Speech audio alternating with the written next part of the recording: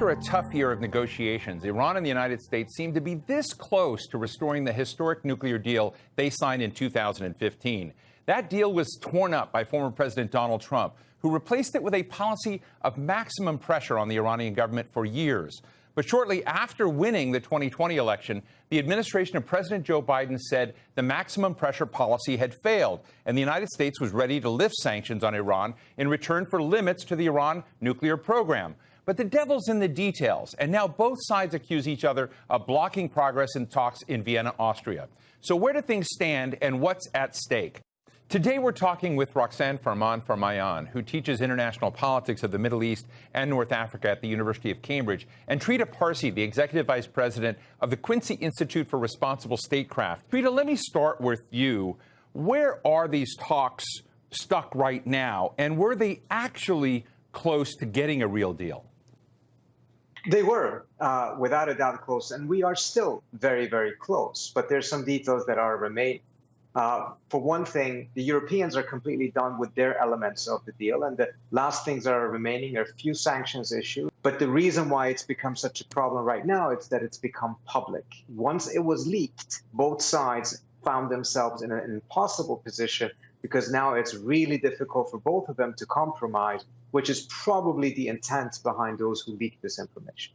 From the very beginning, the Biden administration did not treat this as a high priority. And to a certain extent, understandably, they came in and they saw a tremendous amount of domestic crisis that they had to attend to. And there was a political argument within the White House that nothing on the foreign policy front should be allowed to jeopardize Biden's domestic agenda. And that legacy has still then lived on. This is part of the reason why the Biden administration didn't do what would have been much easier, not easy, but much easier, and I think far more effective, which is to just go back into the deal through an executive order and then resolve all of these thorny issues from inside the deal, while the Iranians, as a result of the U.S. returning to the deal, would have seized a lot of their nuclear activities, and they certainly would not have been able to expand the things that they have done right now. So, for instance, part of the challenge the administration is faced with right now is that the Iranian breakout capability, which is the time it takes for them to make a decision to build a bomb and then to have the ready material for the bomb, it was at 12 months as long as the deal was in place. It's now shrunk to mere weeks as a result of most of the activities the Iranians have engaged in since Biden came into office, such as enrichment at 60%.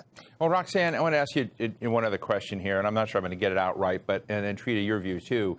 But I sort of wonder if America and the West have created a real problem in what I would call our own nuclear snobbery. I remember an ambassador of Turkmenistan in the mid-1990s coming and, giving an organization I was helping to run a very big portrait. And I said, you can't give that to us. He says, no, you have to take it because you're the only ones in Washington who talked to us since we gave up our nuclear weapons. Without nuclear weapons, we have no status in Washington, D.C. We can't meet anyone. Now you see Russia, we have NATO and Russia in tents, but we're being very careful of red lines, not wanting to see a nuclear escalation in Russia. Ukraine, which gave up a nuclear weapons program, is seeing the horrors deployed against it by an invading nation over sovereign territorial lines. You saw in Libya giving up a nuclear program as well, and we saw what happened in that nation. So I guess, are all of these lessons in history that we're seeing unfold, I might say, why give up nuclear weapons if you see some of the other things that are going on out there? Are we creating a culture where having nuclear weapons gets respect and security? I think, unfortunately, you are quite right. What I'm quite worried about is that the Iranians, for a very long time, I do not think actually had plans for a weapon. I think Roxanne is absolutely right. It was a leverage. It was a way of getting out of the containment that the United States had imposed on Iran since 1979. But nevertheless, the plan was never, I think, to actually go for a bomb. What I'm fearful right now is that the internal debate in Iran may be changing, not only because of Ukraine, but also because of the fact of a stronger perception on the Iranian side that these sanctions that have been imposed on Iran are going to be there more or less permanently because of the very strong Republican opposition to any kind of arrangement with Iran. So even if Iran agrees to get rid of big parts of its program, ship out 98% of its low enriched uranium stockpile, If it's still going to be under some form of a sanction, because every time a Republican takes the White House, those sanctions are going to get snapped back, at some point, the Iranians are going to say, if we're already paying the price for having a bomb, while we don't have one, we might as well get one, and perhaps that will change the situation.